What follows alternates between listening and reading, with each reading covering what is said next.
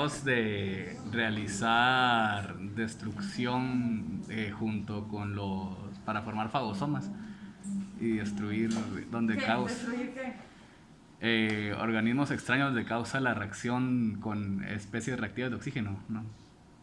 ¿Qué son los lisosomas? Son organelas de células fagocíticas que producen lisosima. La función de estas es como que lisar todo fragmento celular para poder destruirlo, ¿no? ¿Qué hacen? ¿Qué degradan? Fragmentos proteicos. Entonces, de ahí empecemos, ¿va? ¿Qué son los lisosomas? Decimos una enfermedad de depósito lisosomal. ¿Qué es un lisosoma? Un lisosoma es el organelo que participa en la digestión celular, ¿verdad? Y contienen enzimas en su interior que son hidrolasas ácidas, que al final de cuentas las hidrolasas ácidas son las que son deficientes en estas enfermedades. Entonces, cuando decimos enfermedades de depósito lisosomal, estamos hablando de deficiencias enzimáticas, ¿verdad? ¿Y qué hacen esas enzimas? Usualmente degradan prácticamente todas las proteínas, ácidos grasos, ácidos nucleicos y carbohidratos, todos los polisacáridos, ¿verdad? Entonces, en realidad esto es hidrolasas ácidas, enzimas. Enzima que falta, depósito lisosomal. ¿Cuáles son las enfermedades de depósito lisosomal? Hay 50 padecimientos descritos, más de 50 padecimientos descritos, ¿verdad? Y son trastornos genéticamente determinados, ¿verdad? Son consecuencia de alteraciones tanto funcionales como cuantitativas, tanto cuantitativas como cualitativas de las enzimas, ¿verdad? Y al final se va a acumular el producto de desecho que las hidrolasas ácidas hacen, ¿verdad? Entonces se decía que más de 50 entidades son progresivas, son multisistémicas, algunas de ellas degenerativas, ¿verdad? Y la enfermedad de depósito lisosomal es más frecuente, la enfermedad de Gaucher. Es la más frecuente de todas, es la que nos corresponde como pediatras, que tenemos un gran compromiso para diagnosticar enfermedad de Gaucher nosotros, ¿verdad? Y el 95% de los casos de enfermedad de Gaucher son tipo 1, ¿verdad? Adelante. Aquí hay una silla, mira. Jálate una silla y te sentás ahí. Entonces, allá, mira. ¿Qué es un epónimo? ¿Qué es un epónimo? Es un nombre que se le da, o sea, el nombre base que se le dio es otra manera de llamar. Semiología, ¿verdad? El segundo año, epónimo. El epónimo es un nombre propio que se le da a una enfermedad, ¿verdad? Como anemia de Fanconi, por el doctor de Fanconi. Entonces, Gaucher, la palabra Gaucher es el apellido del doctor que la diagnosticó, ¿verdad? Bueno, ¿qué enfermedad de depósito lisosomal? Esfingolipidosis, como la enfermedad de Gaucher. Y se la paso para allá. Muy fuerte. Vale. La enfermedad de Niemann-Pick, que esas son las más frecuentes y para nosotros en pediatría quizás lo más frecuente que podemos ver. Claro, también están las mucopolisacaridosis, que son bien características de su fenotipo, ¿verdad? Las glucogenosis, como la enfermedad de Pompe, y las glucoproteinosis, como salidosis, galactosidosis, galactosemia, todas estas enfermedades que son más hepáticas, que no son tan frecuentes. Entonces, la enfermedad de Gaucher fue descrita bien temprano, 1888, el doctor Gaucher hace el primer diagnóstico de esta enfermedad, encuentra pacientes con esplenomegalia, con ciertas células que estaban en los vasos, que estaban quitando, que se dieron cuenta que no eran normales, y entonces empezaron los estudios, ¿verdad? Entonces el epónimo es el apellido del doctor, ¿verdad? Es una enfermedad de carácter de herencia autosómica recesiva, se dice que es 1 en 100.000 nacidos vivos que se puede presentar, y prácticamente es una enfermedad panétnica. Como siempre, los judíos ashkenazi son los que más frecuentemente la pueden padecer, y según donde lo lean, eso estábamos hablando, va desde tan frecuente como 1 en 450 nacidos vivos hasta 1 en 2500. ¿Quiénes son los judíos ashkenazi? Siempre los leemos, ¿va? Todos le echamos la culpa a los judíos ashkenazi, no sabemos quiénes son los judíos, no sí sabemos quiénes son. Cultura general. ¿Ah? ¿Cómo? Son los culpables siempre. Son los culpables siempre. Es lo suficiente. Hay detalles muy interesantes de ellos, pero aparte de que tienen endogamia y por eso es que tienen este tipo de enfermedades más frecuentes y casi todas las enfermedades que se heredan de forma genética. ¿Qué más? Son ¿Qué los saben que de los judíos askenazis? no usan ciencia o máquinas o algo así, ¿no? Sí. ¿Ustedes sabían que un 30% de los premios Nobel han sido ganados por judíos askenazis? Tienen un IQ alto. Está escrito que tienen un IQ alto. Einstein era judío askenazi, es descendiente de judío askenazi. Entonces, askenazis son los judíos que se asentaron en Europa Oriental en el siglo X. Ahora migraron, hay en Estados Unidos, hay en Chile, en Argentina, hay en Brasil, pero usualmente eran provenientes de Alemania y Ashkenazi significa Alemania, y en esa época significaba Alemania. Entonces muchos son judíos descendientes de alemanes que tienen endogamia y crearon su propia religión, incluso su propio idioma, cultura general. Ellos son los judíos askenazis, o sea, sí han migrado, una población muy pequeña. Su religión, su idioma, incluso tienen un idioma particular que es el yiddish.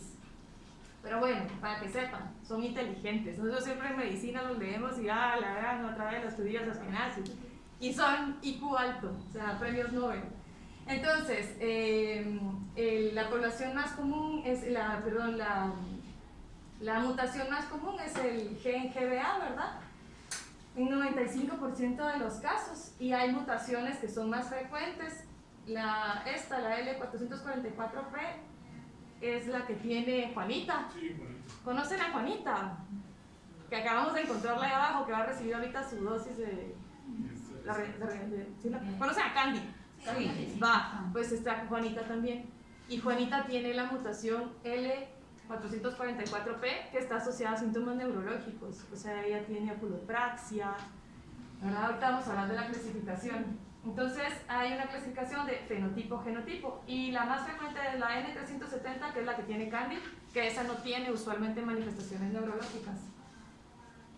Entonces, ¿cuál es la etiología de la enfermedad de Gaucher? Ya dijimos que es una mutación en el gen GBA, que es el gen beta-glucosidasa ácida, que causa una deficiencia de la beta-glucosidasa ácida o glucocerebrosidasa, más fácil, glucocerebrosidasa, que es una enzima que ayuda a desintegrar la glucoceramida, ¿verdad? Entonces, lo que va a hacer es un acúmulo de glucosilceramida que se acumula en los lisosomas, que ya dijimos que son los lisosomas los encargados de los macrófagos. ¿En dónde hay macrófagos? En el hueso, en el hígado, en la médula ósea, en el pulmón y en el vaso. Y por eso la afectación de estos pacientes suele ser en esos órganos. Entonces, los macrófagos que están cargados de glucoceramida son las células de Gaucher y estas son no patognomónicas de la enfermedad, o sea, igual las podemos ver en leucemia crónica, en hemofagocítico, en mielodisplasias, en otras enfermedades hematológicas, pero si tenemos la clínica y vemos una célula de Gaucher, como en Candy, veíamos la clínica, vimos la célula de Gaucher, Candy se diagnosticó aquí, y Noemí la diagnostiqué yo en el Juan Pablo. Son dos pacientes de acá y hay otra paciente de aquí, que les voy a contar de ellas, les voy a contar un poquito el caso de ellas. Entonces, esta sospecha tiene que ser, usualmente la esplenomegalia es predominante en estos pacientes, es quizás lo más importante, más una citopenia, ¿verdad? Vamos a hablar de un algoritmo de diagnóstico. Entonces pueden tener citopenias, pueden tener leucopenia también. Estos pacientes pueden hacer hiperesplenismo. ¿Qué más pacientes pueden hacer hiperesplenismo? Otra cosa que les mandé yo a leer. Hiperesplenismo, doctora del fondo, ¿qué es el hiperesplenismo? ¿Qué pacientes? Yo estoy diciendo que ellos pueden presentar hiperesplenismo. ¿Qué otro paciente que es más frecuente que presenta hiperesplenismo? Y es un diagnóstico diferencial de esto. ¿No? Una leishmania visceral, un proceso infeccioso, pasa hiperesplenismo, sí, no es tan frecuente, pero sí. Leucemia no es hiperesplenismo porque no es por secuestro, la pancitopenia ahí, ¿verdad? Usualmente estamos hablando de secuestro. Algo más frecuente, y no es enfermedad hematológica. Dengue. ¿Perdón? Dengue. No estoy hablando de infecciones. Los pacientes con hipertensión portal son un diagnóstico diferencial bien importante. ¿Por qué? Porque son pacientes muy crónicos, ¿verdad?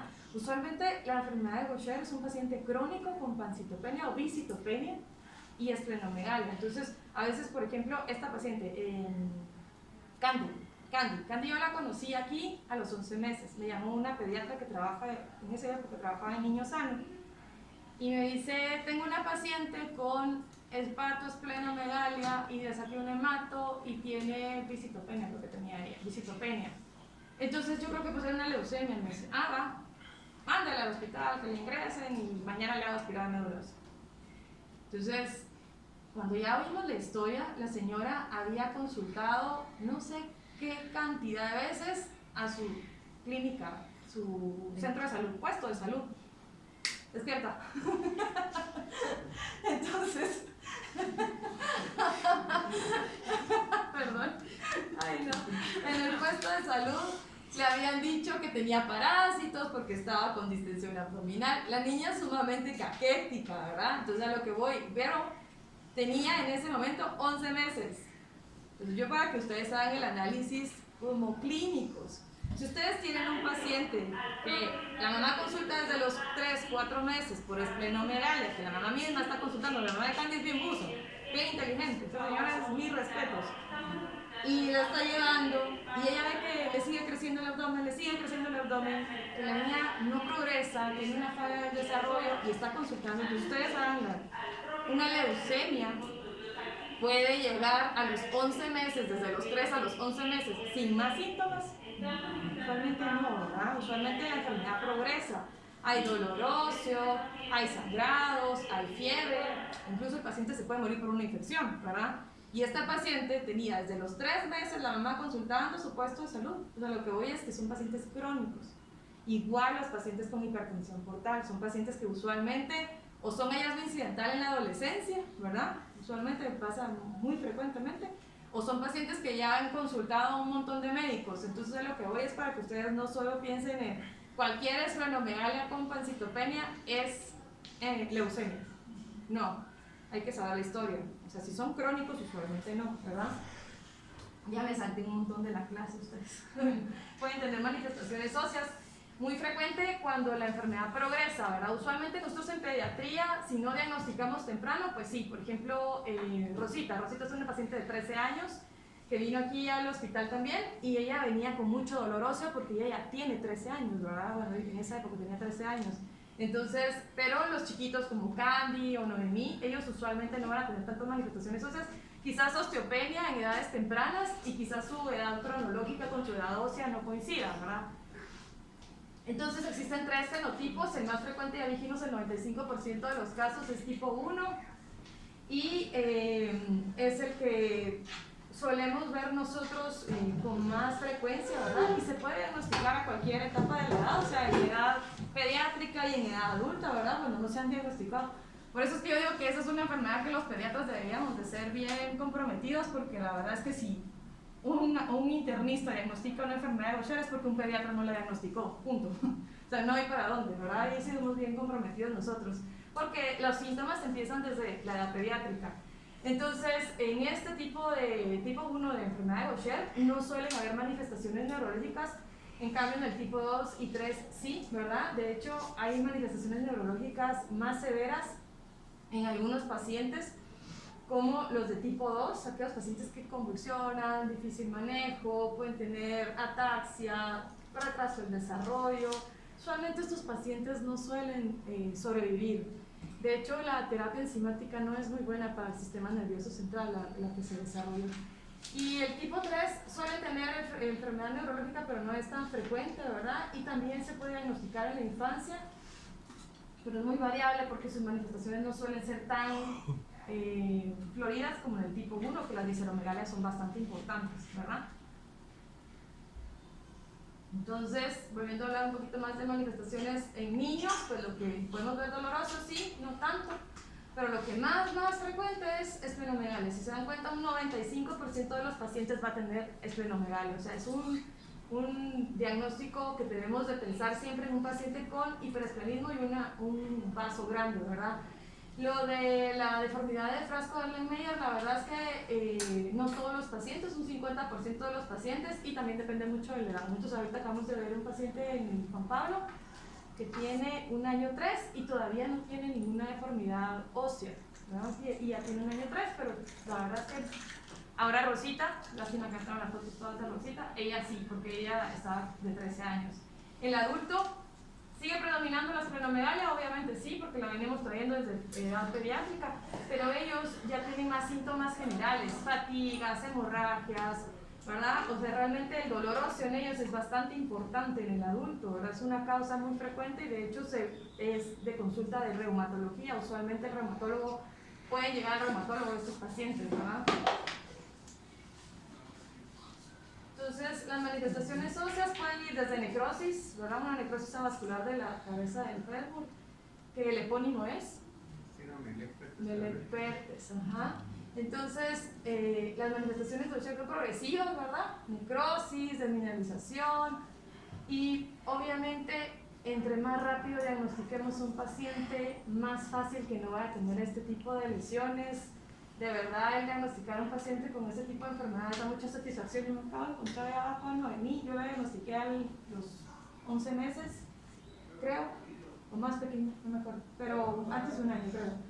Y verla también, ustedes, es una satisfacción para uno, o sea, realmente, ¿verdad? Después de haberla visto caquética, que era solo panza y que tenía manifestaciones neurológicas, ahorita la niña no parece que tenga la enfermedad.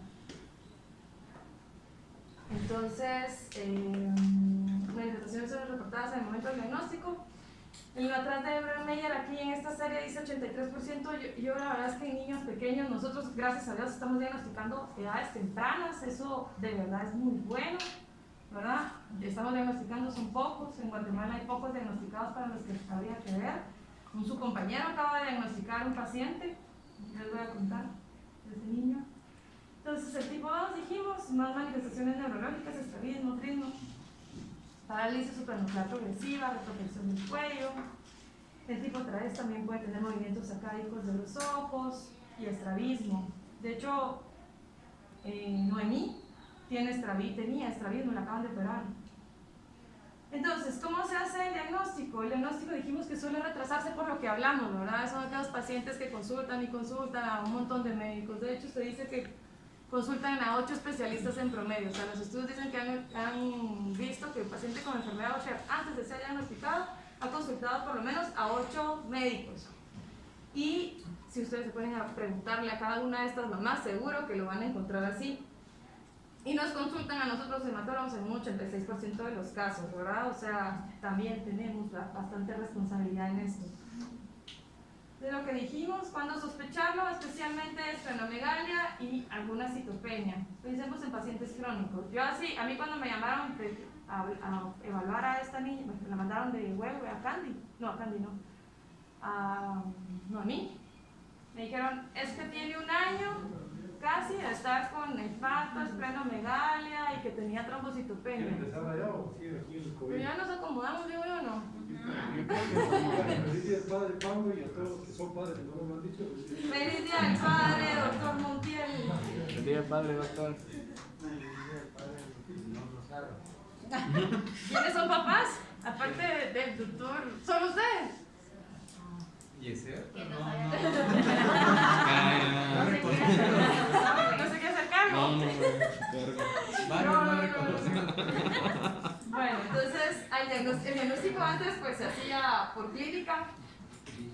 De hecho, mi papá diagnosticó en épocas de antaño un paciente y pues ahora ya se corroboró con el estudio enzimático, ahora ya podemos hacer diagnóstico molecular incluso, ¿verdad? Entonces, los invito a que me llama mucho la atención. A raíz de la plática, yo no sé si ustedes se acuerdan, creo que sí estaban ustedes, yo di la plática el año pasado.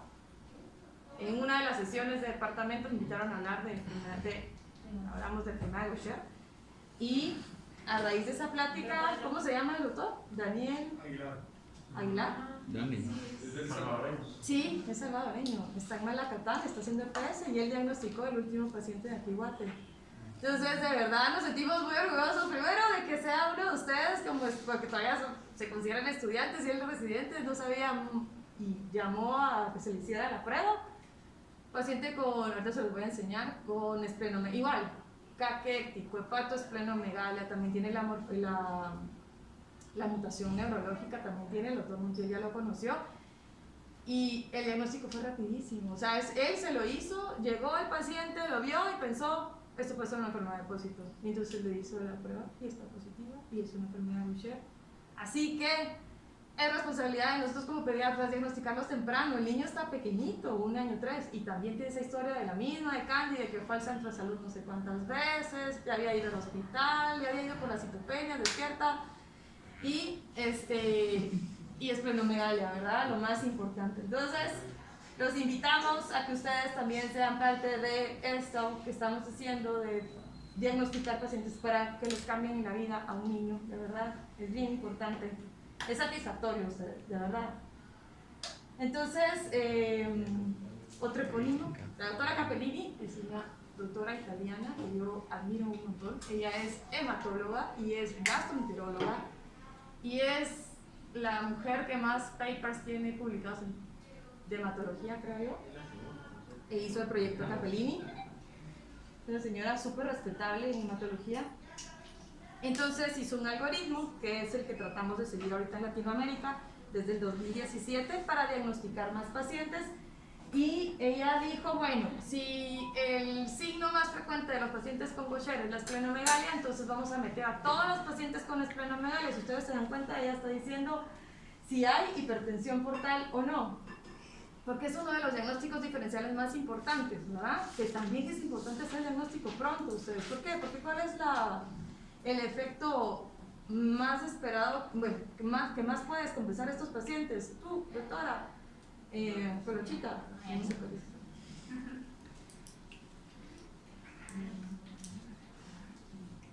¿Qué es la hipertensión portal?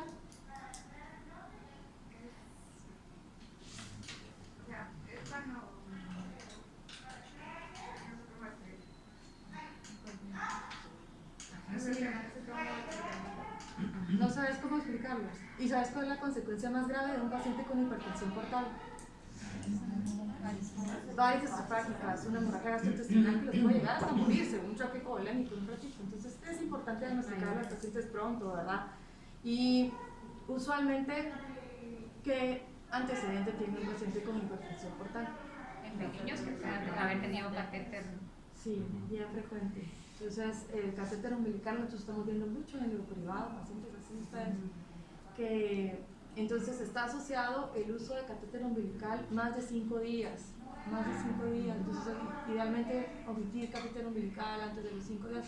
Ese antecedente es muy importante, obviamente, pero hay otras causas, pero digamos que es lo más frecuente en nuestro medio, ¿verdad? Despierta. Ya va a terminar. Es bien corta. Entonces, bueno, este es el caso de Candy. Candy diagnosticada, fue 1 año 11 meses que vino a Guate, la señora es de Quiché y tiene un entorno socioeconómico bien difícil, el entorno socioeconómico de esta paciente. Entonces llegó a niño sano con inapetencia, palidez, astenia, dinamia. Y entonces dice, bueno, sí puede ser, y venía con una hemoglobina de 10 gramos, 3.400 glóbulos blancos, 67% de linfos, 5 de monos, 25% de segmentados y 88.000 plaquetas. Usualmente el paciente con hiperesplenismo no les va a hacer una trombocitopenia severa, a menos que ese vaso sea una esplenomegalia grado 4. ¿Cuál es la esplenomegalia grado 4? ¿Cómo se llama ese epónimo? De la escala de la esplenomegalia. ¿Cuál es la 1, cuál es la 2 y cuál es la 3? Ya me dijeron cuál es la 4. ¿Cuál es la 1? La 1 es por debajo del revolver costal, pero no sobrepasa ni a media, el punto medio entre el revolver costal y el ombligo. La 2 ya sobrepasa en un punto medio entre el... No. A ver, el punto medio entre... Ajá, ¿qué entre el revolver costal y el ombligo. Y la 3 ya llega al Que llega al ombligo. Ajá, Sí, la cicatrización de Valle. sí. De Valle. Pues son cosas que son perlas y no se lo sepan si no quieren. Entonces, ese es Candy. Cuando vino con ese vaso, o sea, no es esplenomegalia grado 4, ¿verdad? Y entonces, y la médula ósea había células de Gaucher. Entonces, ay, tiene enfermedad de Gaucher, qué bueno, eso no lo sé. Entonces, esta es la niña de 13 años. Esta niña es bien peculiar. Bien, pues esta niña llegó a UNOP y en UNOP le hicieron 3, 4 aspirados de médula ósea. Venía con un expediente, bueno, yo no la conocimos en pediatría, de hecho no tenemos idea de por qué paró en cirugía. Entonces cirugía hace la consulta de hemato porque le iban a esplenectomizar al día siguiente, pero tenía trombocitopenia, entonces ¿qué hacían? Entonces yo llegué a ver la consulta y le digo, y esta paciente como, ¿por qué está aquí en cirugía, verdad? O sea, ¿por qué la van a esplenectomizar? Sin ¿Con qué saber qué diagnóstico? exactamente. No tenía diagnóstico. Ajá. Entonces, los pediatras, vamos a salvar a la niña, entonces nos trajimos a la pediatría, ¿verdad? Como siempre. Como siempre, los pediatras somos obsesivos. O sea, agarramos al niño, lo agarramos y nos colgamos encima y nos llevamos, ¿no? Así somos, es cierto. Entonces, así dicen los internistas, somos obsesivos. Entonces, nos la trajimos a la pedia y empezamos a averiguar cómo era la historia y entonces la historia era larguísima, obviamente. La mamá había consultado, esta niña es de Oriente, no me acuerdo dónde. ¿La Rosita? Rosita sí, ¿verdad? De Oriente. Otro entorno socioeconómico bien difícil. Mamá. ¿Ah? Ah, sí, es cierto. Ya es la segunda vez que hablo de Jutiapa, creo.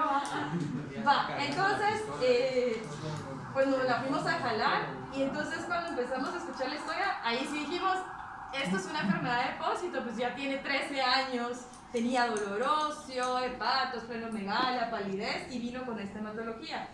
10 de hemoglobina, 6.500 glóbulos blancos, 64% segmentados, 30% de linfos, 5% de monos y 48.000 plaquetas, pruebas hepáticas prácticamente normales, levemente elevadas, ¿verdad? TGO en 56, TGP en 48, o sea, nada relevante, ¿verdad?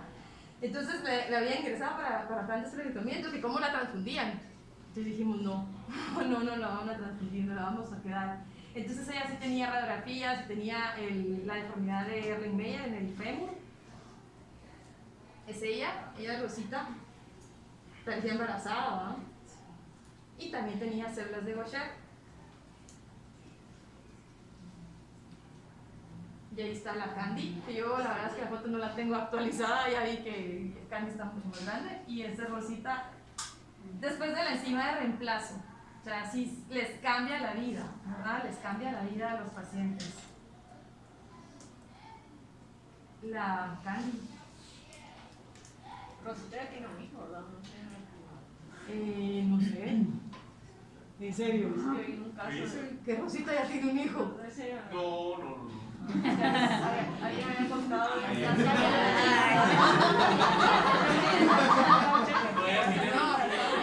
ya sé. Es la niña de las primeras que se diagnosticó. ¿Cómo se llama? Así se hace. Tuvo gemelos. Jacqueline. Pero es cierto, No, Jacqueline, sí, ahí Jacqueline es También una de las tres. primeras diagnosticadas, pero no es Rosita, no puede ser. No nos enteramos. Ese siempre es Y este es el paciente que diagnosticó en Malacatán, Daniel Aguilar, este es. Tiene, no sé, yo siempre les veo como una fase algo característica, no sé, pero no hay descrita. Igual, una esplenomegalia inmensa, ¿verdad? Esta es de la semana pasada, que ya lo logramos captar. Y tiene 2 hermanos, entonces se estudiaron también, ¿verdad? Entonces, este paciente, primero Dios, empiece tratamiento pronto y así le cambiamos la vida. Entonces, eso es Gaucher. Vamos a hablar de Niemann-Pick. Niemann-Pick no es tan frecuente, pero es un diagnóstico diferencial y es de las enfermedades de depósito las que pueden tener manifestaciones hematológicas, por eso es que les hablo yo de esto, ¿verdad? Entonces, el epónimo viene del doctor Albert Niemann, que es un pediatra que en 1914 hizo la descripción clínica, o sea, se dio cuenta de, hay un paciente con hepato, esplenomegalia y hay unas células raras, y no es hasta que el doctor Ludwig Pick ve al microscopio de las células que las veía diferentes a las de Gaucher. Las de Gaucher usualmente el macrófago tiene como, se dice que está escrito, en México decíamos como que fuera una tela de cebolla, y también está escrito como que fuera un papel corrugado. En Niemann-Pick, ahorita vamos a enseñar la imagen, pero es como que fuera una célula espumosa, o sea, como que tuviera pompas de jabón, decían ella, ¿verdad? Entonces, él hace la diferencia finalmente y por eso la enfermedad se llama Niemann-Pick, ¿verdad? Es un trastorno también autosómico recesivo y también hay una deficiencia enzimática de la esfingomielinasa ácida. Esfingomielinasa ácida. Entonces, el retículo endotelial está infiltrado, ¿verdad? Todo lo que es macrófagos, ahora ya no se dice tanto retículo endotelial, pero todo el sistema de macrófagos y monocitos tienen células, se ve como células espumosas porque contienen esfingomielina y colesterol que se queda de depósito. Entonces, la clasificación de la enfermedad de Niemann-Pick está dada por 4 tipos. La neuropatía aguda, la tipo A, es la más grave, el paciente casi nunca sobrevive, ahorita vamos a hablar de las características. El tipo B es lo que solemos ver nosotros más como pediatras, ¿verdad? Y puede tener involucro del sistema nervioso central o no, depende de la edad a la que se presente. Hay manifestaciones y mutaciones más graves que otras también, igual que en Gaucher. Y la tipo C y D, la D es más de tipo adulto, ¿verdad? Y C vemos un poquito en pediatría, así se puede diagnosticar en pediatría. Entonces, la forma clásica, que es la tipo A, es una neuropatía aguda, son aquellos pacientes de convulsiones de difícil manejo, retraso del desarrollo, dificultad para la alimentación. Usualmente viven muy poquito, o sea, su expectativa de vida son de 2 a 3 años. Este paciente se muere. No existe todavía tratamiento, pero la enzima ya se está produciendo, o sea, esperamos pronto tener la enzima para poder ofrecerles tratamiento a estos pacientes que antes se morían. Esperemos que tengamos enzima, porque sí, yo sí he visto varios. En México vi varios, aquí en Guatemala hemos visto varios, se diagnostican pero se mueren porque no hay tratamiento, ¿verdad? Aquí tuvimos en intermedios, tuvimos uno y intensivo, y todos se murieron, ¿verdad? Por pancitopenia, convulsiones, enfermedad. Y lo que está escrito pues como algo que tampoco es patognomónico, pero que podremos mandar como oftalmo, es la mácula roja en el fondo de ojo, ¿verdad? Si no me están poniendo atención, se van, porfa. Bueno, entonces, hepatosplenomegalia bastante importante, igual que Gaucher. La diferencia obviamente tiene que ser el diagnóstico molecular y enzimático, pero en la enfermedad de Gaucher pueden haber gaucheromas en pulmón, pero no hay un infiltrado nodular como lo hace Niemann-Pick, que podría ser una diferencia. Esta manifestación de los nódulos pulmonares es más del tipo A y B. Entonces, el tipo B, estos son los que usualmente solemos diagnosticar nosotros porque están en etapa escolar, ya sobrevivieron, no tienen tantas afectaciones neurológicas, hepatosplenomegalia. En algunos pueden tener un intelecto normal, otros no. Y la mancha macular roja también puede presentarse en este tipo. Puede haber todavía enzima, ¿verdad? Y ellos sí suelen sobrepasar y llegar a los 30 años. Entonces, esta es la mácula roja que está descrita en el paciente es en el fondo de ojo, ¿verdad? No es el reflejo, sino que es la mácula que se ve en el fondo de ojo. ¿Sí? Y el tipo C y D, que estos sí pueden nacer pacientes, bueno, otra cosa que es importante y no está, es que hay pacientes, hablando de edad pediátrica, edad lactante, que pueden tener ictericia o manifestación como colestasis en etapa neonatal lactante, y esos también hay que sospecharlo, o cálculos biliares, digamos que tuvo ictericia prolongada en tipo B, bueno, en todos, pero el tipo B es más frecuente. Tipo B, más frecuente.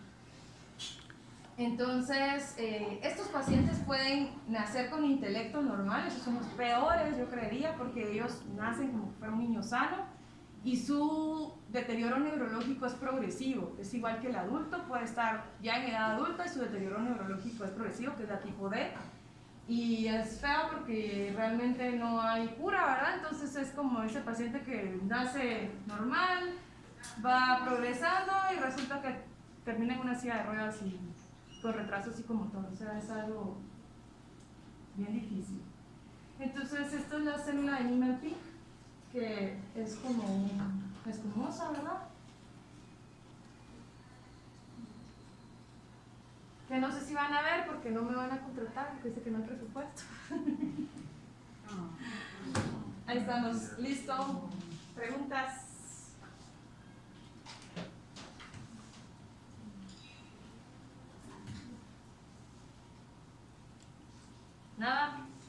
Bueno, ya hice el examen, está súper fácil. Son 20 preguntas.